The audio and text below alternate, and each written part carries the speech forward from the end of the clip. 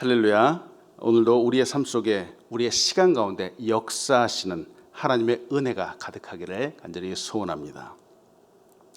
다니엘서 11장을 묵상합니다. 우리는 역사를 돌아봅니다. 과거 역사를 통해서 공부를 하기도 하고 또 배우기도 합니다. 과거에 했던 일들을, 과거에 일어났던 이 역사들을 하나하나 알아가지만 그렇다고 해서 물론 과거를 다 이해할 수 있는 것은 아니죠. 어떤 일들은 시간의 흐름에 따라서 순차적으로 진행되는 일도 있는 반면 어떤 일들은 기가 막힐 정도로 숨가쁘게 갑작스럽게 진행되는 일들도 있음을 우리는 보게 됩니다. 또 어떤 일들은 많은 사람의 생명을 구하는 위대한 일도 있었던 반면 또 어떤 일들은 반대로 많은 사람의 생명을 잃게 만드는 아주 위급한 사건들도 있었습니다. 우리는 지난 과거를 보면서 숨겨진 것들을 하나씩 알아갈 때 그때 비로소 그렇구나 하고 깨닫게 되는 순간들을 알게 됩니다. 그러나 이 모든 일들을 다 알고 계시고 역사를 주관하시고 또 심지어 미래까지 역사하고 계시는 분이 계십니다. 바로 하나님이시죠. 우리는 태초부터 지금까지 이 모든 역사의 흐름이 온전히 하나님의 주관 속에 있다라고 하는 사실을 믿습니다. 또한 이 시간 이후부터도 영원까지도 하나님께서 역사하실 것이라는 이 사실을 믿습니다. 이처럼 역사의 주관자가 하나님이심을 믿고 또 우리의 삶도 하나님께 맡기고 이렇게 믿음으로 사는 사람들, 이 사람들을 우리 믿는 사람들이라고 합니다. 주관자가 되시는 하나님을 믿습니다. 하나님께서 우리의 주인 되심을 믿고 살아갑니다. 그러나 어떤 이는 이런 사실을 부인하고 믿지 않고 살아가려고 하는 사람들이 있습니다. 역사를 주관하시고 이끄시는 하나님께서 때때로 당신의 뜻을 드러내기 원하십니다. 앞으로도 있을 이 축복들도 알려주시지만 또한 심판도 알려주십니다. 이런 내일의 일들을 알려주시기 위해서 하나님은 사람을 사용하십니다. 이를 위해 하나님은 당신을 전적으로 의지하는 사람, 바로 그 사람을 사용하시고 그를 통해서 당신의 말씀을 알려주시고 그를 통해서 일을 하십니다. 다니엘서 11장은 다니엘의 꿈 가운데에서 하나님께서 그를 통해 이스라엘의 장래 운명에 대해서 알리신 이야기의 사건입니다. 당시에는 나라와 나라 사이에 칼과 창, 방패를 들고 싸우던 시대입니다. 전쟁을 통해서 영토를 침범을 하고 또 사람들을 포로로 잡아가고 나라의 주권을 빼앗고 힘을 얻던 시대입니다. 승리한 왕은 힘과 권력을 얻습니다. 그런데 반면 전쟁에 패배한 나라와 사람들은 역사 속으로 사라지게 됩니다. 이스라엘 주변의 여러 나라들은 이와 같은 전쟁들을 하면서 그 나라의 운명이 어떻게 될 것인가 하는 내용이 바로 오늘 11장의 내용입니다. 하나님께서는 이 놀라운 내용들을 당시에는 이제 미래의 내용이죠. 이 내용들을 기도의 사람 다니엘을 통해서 이 세상에 드러내셨습니다. 다니엘을 통해서 나타내신 예언을 한마디로 표현을 하면은 역사 속에 수많은 나라들이 일어나기도 하고 쇠하기도 합니다. 이를 주관하는 왕들 또 리더들 또한 흥하기도 하지만 또한 이내 사라지기도 합니다. 나라가 세워지고 또 사라지고 또 사람들이 일어나기도 하고 쓰러지기도 하지만 이 역사의 주인공, 이 역사를 주관하시는 분은 하나님이시다라고 하는 사실을 말합니다. 바로 이 역사를 주관하시는 분이 하나님이다라는 사실을 우리가 알고 믿고 따라가는 사람들이 바로 지혜로운 사람들이죠. 하나님은 흥망성쇠를 주관하시는 분입니다. 이전에 보았지만 우리가 봤던 다니엘서 2장 21절로 22절은 이렇게 말합니다. 그는 때와 계절을 바꾸시고 왕들을 패하시고 왕들을 세우시며 지혜자에게 지혜를 주시고 총명한 자에게 지식을 주시는도다. 그는 깊고 은밀한 일을 나타내시고 어두운 데에 있는 것을 아시며 또 빛이 그와 함께 있도다. 역사를 주관하시는 분이 하나님이시다라고 하는 사실을 과감없이 나타냅니다. 많은 사람들은 역사를 단지 과거에 발생했던 하나의 흐름 정도로만 보기도 합니다. 그러나 우리 믿는 사람들은 이런 역사의 흐름 가운데에서 하나님의 섭리를 발견합니다.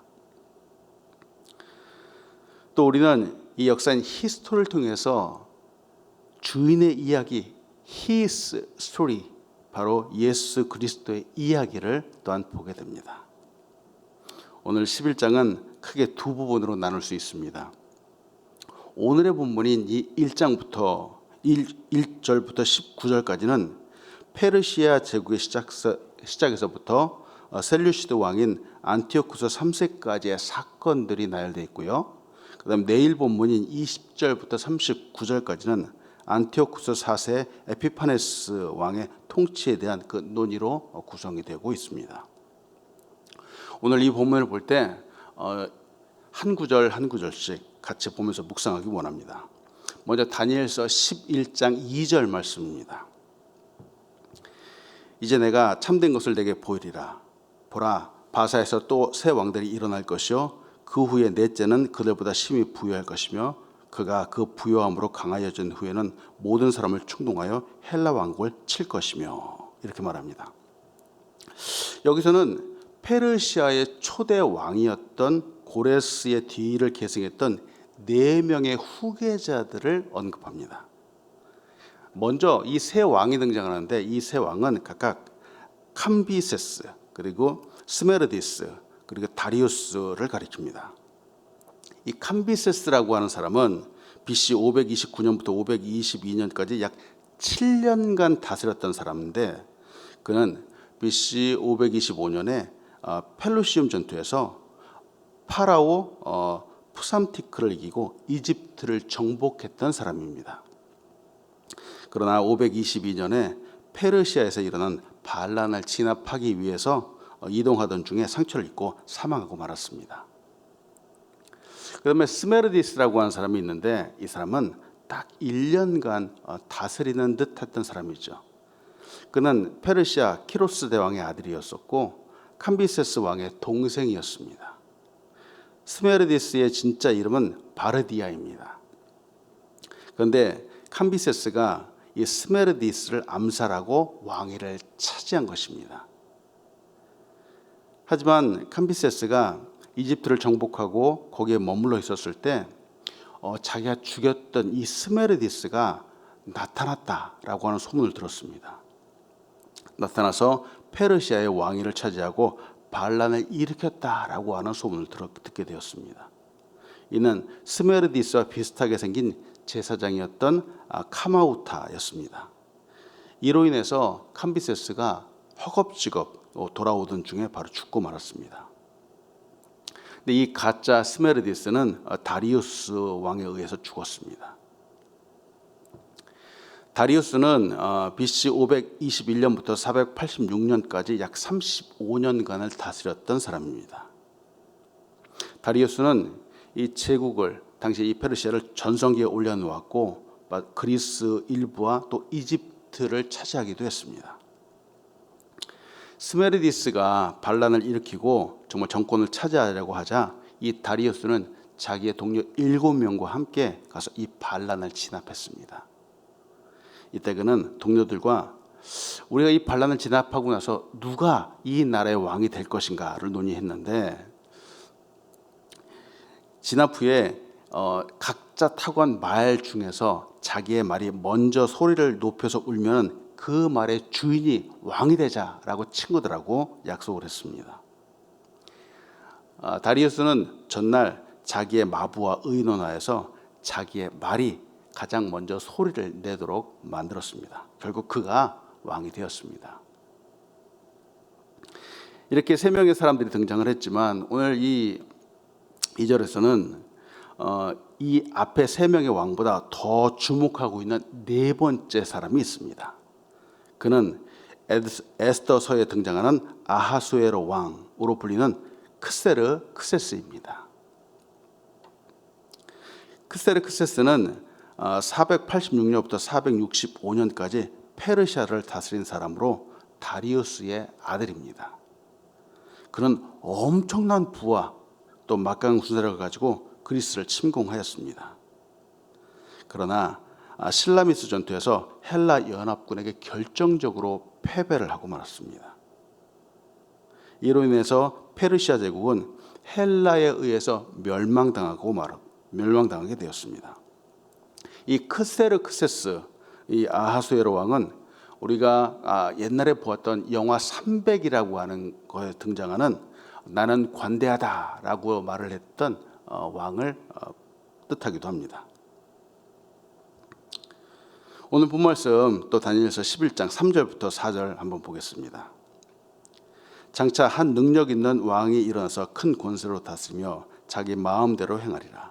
그러나 그가 강성할 때에 그의 나라가 갈라져 천하 사방에 나뉠 것이다. 그의 자손에게로 돌아가지도 아니할 것이요 또 자기가 주장하던 권세대로 되지 아니하리니 이는 그 나라가 뽑혀서 그 외에 다른 사람에게로 돌아갈 것입니다. 이 부분은 이제 헬라 시대가 열리는 것을 말합니다. 페르시아는 헬라의 정복을 노력했지만 마침내는 한 능력 있는 왕, 이 사람이 일어남으로 인해서 그들의 노력이 다 물거품이 되고 말았습니다. 오늘 본문에서 말하는 이 한 능력 있는 왕은 알렉산더 대왕을 말합니다. 헬라를 통일한 알렉산더는 3만 5천 명이라고 하는 소수 정예 부대를 이끌고 바로 페르시아를 정복하기 위해서 갔습니다. 그랬던 그는 결국 BC 331년에 페르시아를 멸망시키고 말았습니다. 그리고 남쪽으로는 이집트 또 동쪽으로는 인도까지 정복을 했습니다. 참 대단한 사람이죠. 그런데 이렇게 한참이었던 그는 불과 나이 33살에 그가 아주 강성할 때에 갑자기 죽고 말았습니다. 그가 죽은 후에 그의 나라가 바로 네 곳으로 갈라지게 되는데 바로 시리아와 바벨론 지역의 셀레코스 왕조로 또 이집트와 팔레스타인 지역의 프톨레미 왕조로 또 마게도니아와 헬라 지역의 카산드로스 왕조로 또 트라기와 비두니아를 차지한 리시마크스 왕조로 분할되고 맙니다. 이 셀레코스 왕조, 셀레코스 프톨레미, 그다음에 카산드로스, 그다음에 리시마크스는 이들은 알렉산더와 함께 했던 유명한 네 명의 장수들이었습니다. 이는 다니엘서 8장 8절에서 큰 뿔이 꺾이고 그 대신에 현저한 뿔 넷이 하늘 사방으로 향하여 났다라고 하는 부분을 말합니다. 알렉산더가 죽은 후에 방금 보았던 이 네 명의 장군들에 의해서 나라가 나뉘어지고 말았습니다. 5절 말씀을 한번 봅니다. 남방의 왕들은 강할 것이나 그 군주들 중 하나는 그보다 강하여 권세를 떨치니 그 권세가 심히 클 것이요 하고 말합니다. 알렉산더 왕 이후에 네 명의 장군들에서 분할된 나라 중에서 마게도니아와 헬라를 맡았던 카산드로스와 또 트라기아와 비두니아, 이 지역은 소아시아 지역입니다. 이 소아시아 지역을 차지했던 리시마크스 왕조는 사라지게 되었고 시리아 쪽의 셀레코스 왕조와 이집트 쪽의 프톨레미 왕조가 서로 맞대결하는 시대가 되었습니다. 즉 남과 북이 대치하는 시대가 되었습니다. 이는 유다를 중심으로 볼 때 바로 남과 북의 상황이었습니다. 여기서 그 군주들 중에 하나는 그보다 강하다라고 하는 이 부분은 북쪽의 셀레코스 왕조를 말합니다. 원래는 남쪽을 차지했던 이집트를 차지했던 프톨레미 왕조가 가장 강력했었습니다. 그런데 북쪽의 시리아 쪽의 셀레코스는 이 강력했던 프톨레미의 도움을 받아서 그의 세력을 확장하게 되었고 결국은 가장 강력한 왕으로 등극을 하게 되었습니다. 이 셀레코스는 시리아를 비롯해서 이전에 알렉산더 왕이 차지했던 그 영토 대부분을 차지하면서 권세를 떨치게 되었습니다. 6절을 한번 봅니다. 몇 해 후에 그들이 서로 단합하리니 곧 남방 왕의 딸이 북방 왕에게로 가서 화친하리라. 그러나 그 공주의 힘이 쇠하고 그 왕은 서지도 못하며 권세가 없어질 뿐 아니라 그 공주와 그를 데리고 온 자와 그를 낳은 자와 그때에 도와주던 자가 다 버림을 당하리라. 이 구절은 셀레코스와 프톨레미 왕조 사이에 있던 동맹을 말합니다. 서로 동맹을 위해서 정략 결혼을 추진했습니다. 그런데 그것이 실패하고 말았습니다. 남방의 왕이었던 프톨레미 2세가 자기의 딸 베레니스를 북방 왕이었던 안티오코스 2세인 데오스와 혼인을 시켰습니다. 혼인을 하는 대가로 바로 나라 간의 화친을 추진했습니다. 그러나 안티오코스 2세인 데오스는 이미 전처가 있는 사람이었습니다. 아내가 있는 사람이었는데 그 아내였던 첫 번째 부인인 라오디스, 이 라오디스가 바로 이 베레니스라고 하는 여자를 죽이게 되고 또 아울러서 그의 남편인 안티오코스 2세까지 죽이고 말았습니다. 그리고 자기의 아들을 왕으로 세웠는데 그가 셀레코스 2세 칼리쿠스입니다. 7절부터 9절까지 한번 보겠습니다. 그러나 그 공주의 본 족속에게서 난 자 중에 한 사람이 왕위를 이어 권세를 받아 북방 왕의 군대를 치러 와서 그의 성에 들어가서 그들을 쳐서 이기고 그 신들과 부어 만든 우상들과 은과 금의 아름다운 그릇들은 다 노력하여 애굽으로 가져갈 것이요 몇 해 동안은 그가 북방 왕을 차지하지 아니하리라. 북방 왕이 남방 왕의 왕국으로 쳐들어갈 것이나 자기 본국으로 물러가리라. 남방 왕이었던 프톨레미 2세의 뒤를 이어서 이제 그의 아들인 프톨레미 3세 유엘게테스라고 하는 이름의 이 프톨레미 3세가 새로운 왕이 되었습니다. 근데 이 사람은 프톨레미 3세는 바로 앞에 있는 6절에서 언급했던 남방 왕의 딸이었던 바로 베레니스의 오라비입니다. 이 베레니스는 이제 죽임을 당했었죠. 이 죽임을 당했다는 것에 복수를 하기 위해서 바로 북방 왕이었던 시리아를 공격하여 정복하고 말았습니다.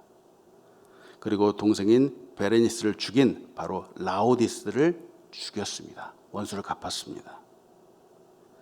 전쟁에서 크게 승리한 프톨레미 3세는 시리아에 정복하는 과정에서 얻은 많은 전리품을 가졌습니다. 4,000달란트의 금과 2,500여 개의 우상들을 가지고 결국은 이집트로 돌아왔습니다. 시리아에서는 침략을 당하고 가만히 있을 수 없죠. 9절에서는 칼리쿠스 왕은 BC 242년에 이제 다시 이집트를 공격하였습니다. 그러나 남방 왕이었던 유엘게테스에게 대패를 하고 겨우 목숨만 부지하여서 돌아오게 되었습니다. 10절부터 12절까지 말씀 한번 보겠습니다. 그러나 그의 아들들이 전쟁을 준비하고 심히 많은 군대를 모아서 물이 넘침같이 나올 것이며 그가 또 와서 남방왕이 견고한 성까지 칠 것이요 남방왕은 크게 노하여 나와서 북방왕과 싸울 것이라. 북방왕이 큰 무리를 일으킬 것이나 그 무리는 그의 손에 넘겨준 바 되리라.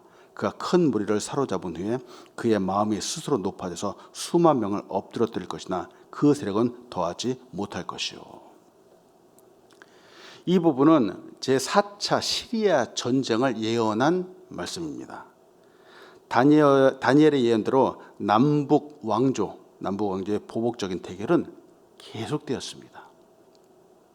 10절에서 그의 아들들이 전쟁을 준비하였다 하고 말하는데 여기서 그 아들들은 바로 시리아 왕 셀레우코스의 2세의 아들인 셀레코스 3세와 안티오코스 3세를 말합니다. 근데 이 중에서 안티오코스 3세가 군대를 이끌고 남쪽 이집트로 전쟁을 하기 위해서 갔습니다.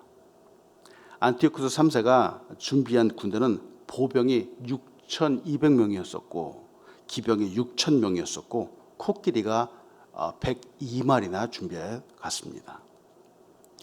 근데 이에 11절에서는 남방왕이 크게 노하였다라고 되어 있습니다. 여기서 남방왕은 프톨레미 4세를 말합니다. 그는 노하여서 안티오코스 3세와 전쟁을 합니다. 프톨레미는 역시 보병 7만 명을 준비를 했고 기병 5천 명을 준비를 했고 코끼리 73마리를 써왔습니다. 이것이 BC 217년에 라미아에서 벌어진 대전쟁이었습니다. 이 전쟁에서 안티오쿠스 3세는 엄청난 사상자와 포로를 남기고 패전을 하고 말았습니다. 13절로 14절을 한번 보겠습니다. 북방왕은 돌아가서 다시 군대를 전보다 더 많이 준비하였다가 몇 해 후에 대군과 많은 물건을 거느리고 오리라.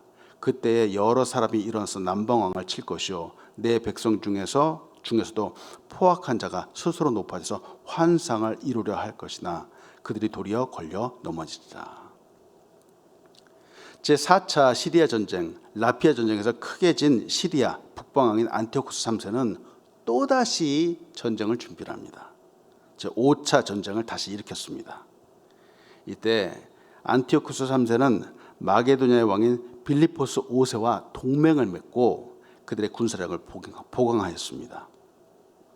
14절에 그때 여러 사람들이 일어나서 남방왕을 쳤다라고 하는 이 부분은 저들이 동맹을 맺고 군사력을 보강하여서 쳤다라고 하는 이야기인데, 그때 남쪽인 하필이면 또 그때 남쪽인 이집트 안에서 다른 민족들이 프톨레미 왕조의 통치에 저항하여서 나라가 밖에서도 또 안에서도 위험을 당하는 그런 시기가 되었습니다. 그리고 결국 BC 198년 북방왕 안티오쿠스 3세는 연합군과 함께 파네우스 싸움에서 큰 승리를 거두게 됩니다. 이 승리로 인해서 지난 100년 이상의 남방 왕의 지배를 받아오던 유다를 북방 시리아의 속국으로 만들고 맙니다. 이것이 5차 시리아 전쟁이었습니다. 15절부터 16절까지의 말씀 봅니다. 이에 북방왕은 와서 토성을 쌓고 견고한 성읍을 점령할 것이요 남방 군대는 그를 당할 수 없으며 또 그가 택한 군대라도 그를 당할 힘이 없으므로 오직 와서 치는 자가 자기 마음대로 행하리니 그를 당할 사람이 없겠고 그는 영화로운 땅에 설 것이요 그의 손에는 멸망이 있으리라. 에피파네스라고 불리는 안티오코스 4세는 기원전 BC 169년에 이집트의 견고한 성읍이었던 펠루시움을 함락시켰습니다. 이를 위해 흙무더기로 산을 쌓았습니다. 계속 이렇게 이집트가 밀리다 보니까 이집트가 바로 로마에다가 원정을 요청을 했습니다. 이로부터 이제 로마가 바로 역사의 무대에 등장을 하게 됩니다. 시리아 왕도 로마의 중재와 개입으로 인해서 전쟁을 잠깐 멈출 수밖에 없었습니다. 북방왕인 안티오코스 4세 에피파네스는 약 20명의 시리아 왕들 가운데 8번째 왕입니다. 그가 다스리던 11년 동안에 그는 유다를 헬라화하는 데 주력했던 사람입니다.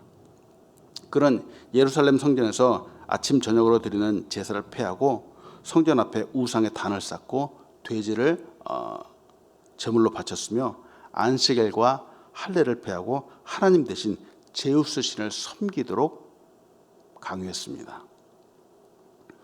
이에 반대했던 유대인들이 안식일에 저항하지 않는다는 것을 이용하여서 안식일을 택해서 무수히 많은 사람을 죽이기도 했습니다. 이로 인해서 유대인들이 시리아에 대항하는 무장 봉기와 함께 마카비아 독립운동이 일어났습니다.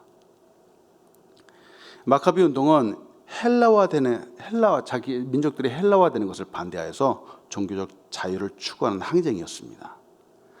결국 이것으로 인해서 끝내 독립을 쟁취하게 되었습니다.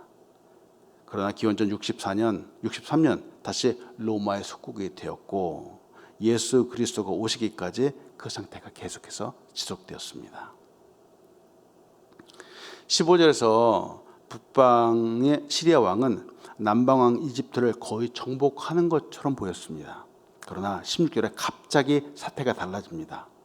와서 치는 자가 등장을 합니다. 침략자가 나온다는 말인데 그가 세상의 뜻대로 다스린다는 직설적인 예언을 표현합니다. BC 168년 안티오쿠스 4세는 아버지 안티오쿠스 3세의 뜻을 받들어서 이집트로 공격을 하러 가고 있었습니다. 로마의 개입으로 인해서 물론 뜻을 이루지 못하고 시리아가 이집트로 퇴각하게 됩니다. 이집트는 그때 이제 보호의 그 지역이 됨으로써 헬라 시대는 끝나고 이제 로마 시대가 다시 등장을 하게 되죠. 로마는 BC 64년 마침내 북방 왕이었던 시리아를 정복한 후에 시리아를 로마의 일개 주로 복속시킬 정도로 아주 강력한 힘을 발휘했습니다. 그리고 BC 64년 로마의 폼페이우스가 영화로운 땅에 침공하였다라고 하는데 이 영화로운 땅은 바로 예루살렘을 점령한 것을 말합니다. 그리고 성전을 유린하였고 이때 12,000명의 유대인을 죽이고 로마의 속주로 만들었습니다. 17절을 한번 봅니다. 그가 결심하고 전구의 힘을 다하여 이뤘다가 그가 화친할 것이요 또 여자의 딸을 그에게 주어 그 나라를 망하게 하려 할 것이나 이루지 못하리니 그에게 무익하리라. 역사에 등장한 이 로마 제국은 정복을 위해서 계속해서 남쪽으로 진출을 했습니다. 이를 진행한 사람이 바로 율리우스 시저였습니다. 이 시저가 남쪽으로 진출하다가 이집트에 오게 되었는데 이집트에 오게 된 시저는 바로 클레오파트라를 보게 됩니다. 17절에서 여자의 딸이라고 하는 이 문장은 빼어난 여자이다, 아름다운 여자이다 라고 하는 뜻을 갖고 있습니다. 이 클레오파트라는 시저를 따라서 로마까지 갔지만 바로 18절과 19절에서 시저가 암살당하자 클레오파트라는 다시 이집트로 도망을 오게 됩니다. 18절과 19절을 봅니다. 그 후에 그가 얼굴을 바닷가로 돌려 많이 점령할 것이나 한 장군이 나타나 그의 정복을 그치게 하고 그 수치를 그에게로 돌릴 것이므로 그가 드디어 그 얼굴을 돌려 자기 땅 산성들로 향할 것이나 거쳐 넘어지고 다시는 보이지 아니하리라. 이 구절은 시저에 관한 부분입니다. 시저는 이집트를 정복하고 심상치 않은 국가의 정세를 의식하여서 로마로 귀국을 하게 됩니다. 이 귀국을 하면서도 시저는 여러 곳을 전쟁을 해서 그 영역을 빼앗아서 아주 승전의 소식을 갖고 아주 화려하게 입성을 합니다. 군인이었던 그는 우리가 알고 있는 것처럼 유명한 말을 하죠. 왔노라, 보았노라, 이겨노라 이런 말을 하면서 이 말을 바로 당시에 그 원로회에 또 보낼 만큼 또 정치적인 사람이기도 했습니다. 그는 로마의 황제가 되려고 했었죠. 그의 야욕을 알고는 BC 44년 3월 10일 로마의 원로회는 시저를 암살하게 이릅니다. 시저가 죽으면서 한 말이 있습니다. 브루토스 노마저도라고 하고 죽었죠. 바로 절친한 친구의 손에 죽게 되었습니다. 오늘 여기까지가 우리가 봤던 19절까지의 내용입니다. 이제 말씀을 하시면서 오늘 역사에 대해서 이제 간단하게 좀 보았습니다. 끝으로 나누고 싶은 것은 다니엘이 이와 같은 꿈, 환상, 미래에 일어날 일들을 알게 된 후에 바로 다니엘의 태도입니다. 다니엘의 마음이죠. 다니엘은 괴로워하며 금식하였습니다. 왜냐하면 이 환상과 꿈들이 하나님의 백성에 대한 소식이었기 때문입니다. 이에 금식하며 기도하며 이렇게 금식하며 기도할 때 하나님은 가브리엘 천사를 특별히 다니엘에게 보내시기까지 했었습니다. 다니엘의 이 꿈은 그냥 단순히 잠자면서 꿨던 꿈이 아니죠. 인류의 역사를 통해 나라가 세워지기도 하고 때로는 쇠하기도 하였습니다. 한 왕조가 힘을 얻고 역사로 나오기도 했지만 또 힘을 잃고 사라지기도 했습니다. 그러나 이 모든 역사의 주관자는 오직 하나님이시다라는 사실을 우리는 보게 됩니다. 하나님께서 나라를 세우시고 또 왕들을 세우십니다. 하나님께서 주관하십니다.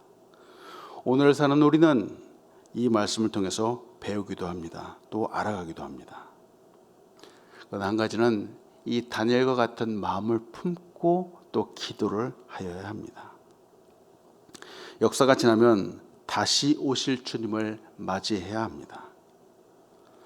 2020년 우리가 살아가는 오늘날 이 시대는 얼마나 빠른 속도로 변화되고 있는지 모르겠습니다.